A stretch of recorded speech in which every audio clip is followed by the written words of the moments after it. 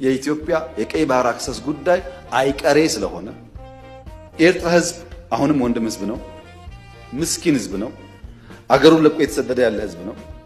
ከዚህ ህዝብ ጋር በጋራ መስራት መተባበር ፍላጎታችን ነው። በፍጹም የውጊያ መሻት የለንም። ከውጪ መጥቶ ባህሩ ኃይሉ ማን ነው ባህር በሩን የወሰደብን ጉልበተኛ አልነበረም። ባህር ኃይሉን ያስወሰድነው እኛ ነን። እኛ ደግሞ ምን አድርገን እርስ በርስ እንባላ። ይቺ ሀገር የትናንት ሀገር አይደለችም። ቀይ ባህር ቤታችን ነበር። 34 ዓመት ዲናይድ ሆን እንጂ ቀይ ባህር ቤታችን ነው።